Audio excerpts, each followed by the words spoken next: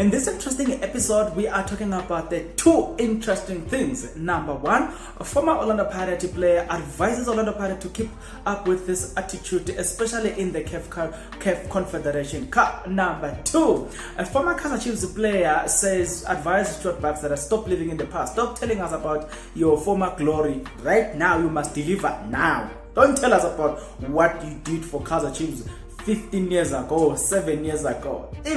If you are interested to know more about that, then please do stick around, because that's exactly what we're about to talk about in this video. To those that I will stick around, guys. If you are not yet subscribed, what are you waiting for? Because to subscribe, it is free. To like the video, it is free. To comment in the comment section below, guys, it is free of charge. Let's jump right into it, guys. So the first person to talk about it is Orlando Pirates. So I'm gonna read what they have got to say. It's a very interesting one. It's a very interesting one. I heard what ldeas has said, and look, he is someone that I respect. Like I said in my previous interview, I don't think he is under pressure. ldeas is from Ekasi township. He is used to pressure from there. I know that the pressure at Orlando Pirates is different, and most of the time it's pressure from supporters that you feel at the club.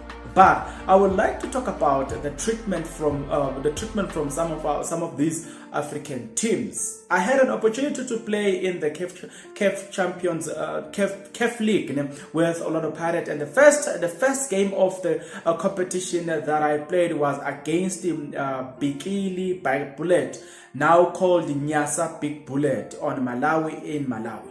We were not treated good, but what I like is that the management they book us a good hotel, at least, although the food wasn't great, but we prepared for those situations, and that's why we will sometimes travel with food items and some as potatoes and our own water from back home. You must go to Africa prepared mentally and physically, because we see these things happening all the time. We saw these things happening with former players like Teboho Moloi and Jadis Kosana, but the club went on to win the Star under those difficult conditions. The team manager and the people who arrange these things like hotels and other logistics needs to travel 2 weeks before the match to look for a good hotel or guest house or a lodge. Should make sure that no one where the club is going to be based, and including the opponent and government officials. Wow, okay.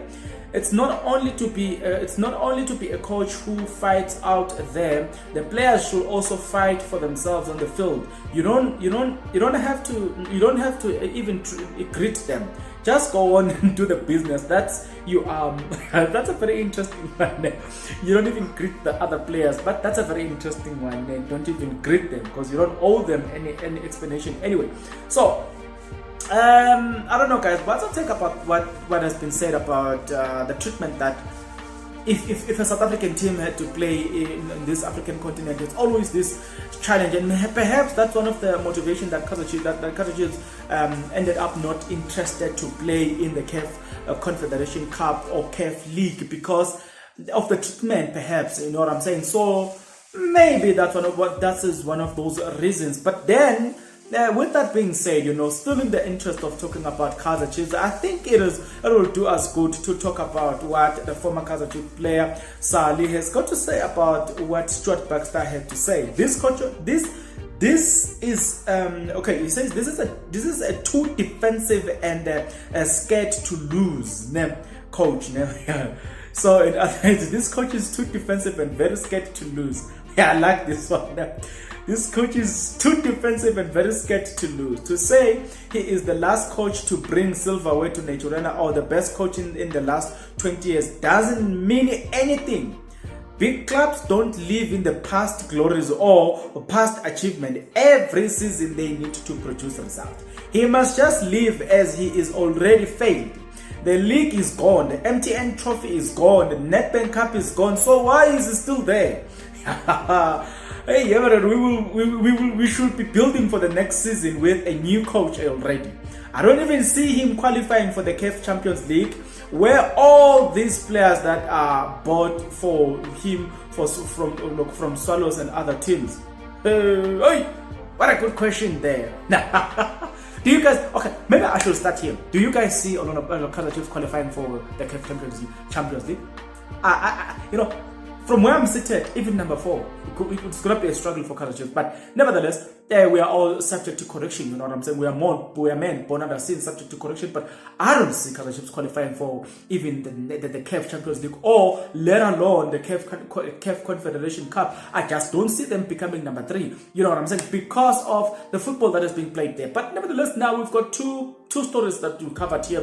There is the issue of Orlando Pirates playing abroad and receiving a very ill treatment, you know what I'm saying? And I watched some of the videos that were posted there. Man, it's so inhuman, because when South Africa treat other people ill, people are easy to jump and say it is racism, even when they don't know what is happening in this country. You know what I'm saying? Even you know, sometimes they say things that it makes you wonder, why are you saying that? Because you don't even know what is happening in this country. But because they are there, they have a right to say. Now, it is so sad now that they are doing those things that they condemn from other people. It is so, I think we should be ashamed of ourselves if we mistreat one another, and on the other hand, we're going to come back and say, yeah, we are African. You know what I'm saying? And the treatment that Orlando Pirates received there, man, no. That treatment they shouldn't have been there. But nevertheless, Kaizer Chiefs, what's your take, guys? Kaizer Chiefs are seemingly on a decline under this coach, but there are some of the interesting points that have been raised here was that right now the coach should have been fired, and Kaizer Chiefs should have a new coach by now who's helping, you know what I'm saying, building towards the new season, because he has failed. They say that the league is going to Sundowns, MTN 8 is gone, and then the Nedbank Cup is not going to win it anyway, so he's already out. So what's your take, guys? Do you think that Kaizer Chiefs are being told the truth? What's your take? I like the fact that you've got an educated opinion. So with that educated opinion of yours, let's get into the comment section below, guys, and have a conversation. There's one favor that I'm gonna ask of you, is that I love and respect you guys, so I expect you guys to return the same courtesy.